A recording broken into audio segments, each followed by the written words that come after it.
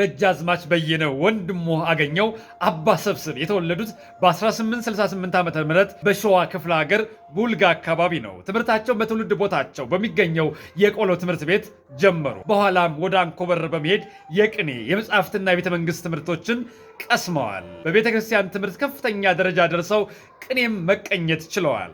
በትምህርታቸው ብቃትና በሌሎች ችሎታዎቻቸው ምክንያት ወደ ዳግማዊ ምኒልክ ቤተ መንግስት ገብተው አገልግለዋል። በቤተ መንግስት ውስጥም በመጀመሪያ የአጋፋሪነት ማዕረግ ያገኙ ሲሆን ሊጋባ የሚለውን ስም የተገኘውም ከዚሁ የአጋፋሪነት ወይም የሊቅነት ሚናቸው ጋር በተያያዘ እንደሆነ ይነገራል።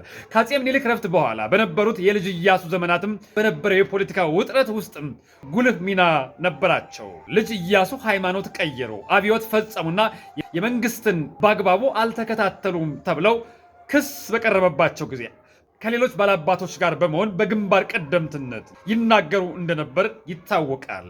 በ1909 ዓ.ም ልጅ ኢያሱ ከስልጣን ሲወርዱና እቴጌ ዘውዲቱ ሲነግሱ እንዲሁም ደጃዝማች ተፈሪ የባለሙሉ ስልጣን አልጋ ወራሽና እንደራሴ ሲሆኑ ሊጋባው በየነ የደጃዝማችነት ማዕረግ ተሰጥቷቸው ነበረ። እዚህም ባሌና ወላይታን ተዛውረው በሀገረ ገዥነት ተሹመዋል።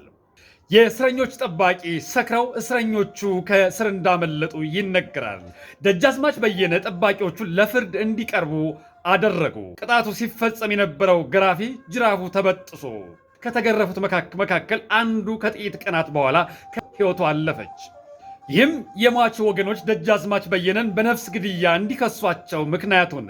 በነፍስ ግድያው ክስ ምክንያት ደጃዝማች በየነ ተከሰው ፍርድ ተሰጣቸው። ወደ ሐረር ተወስደው በደጃዝማች አባሻው እጅ ስር እንዲታሰሩ ተደረገ።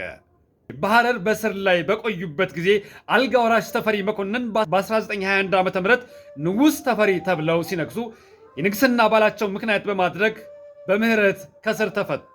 ንጉሥ ተፈሪም ከስር እንደተለቀቁ ወደ ቤተ መንግስት እንዲመጡ አድርገው የጎንደር አገረ ገዥ አድርገው ሊሾማቸው ፈለጉ። ይሁን እንጂ ሊጋባው በየነ ይህን ሹመት በግልጽ እምቢ አለ።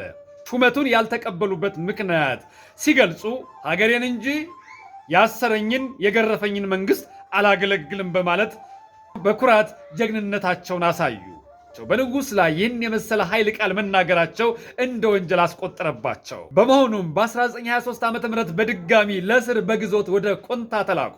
ይህ ጀግንነታቸውና ኩራት የተሞላበት የሹመት እምቢተኝነታቸውና የወሰዱት ጠንካራ አቋም በወቅቱ በሕዝቡ ዘንድ ከፍተኛ ተቀባይነትን አትርፎላቸዋል። ታሪካቸውን በብዙዎች ዘንድ በሰፊው እንዲታወቅ አድርጎታል።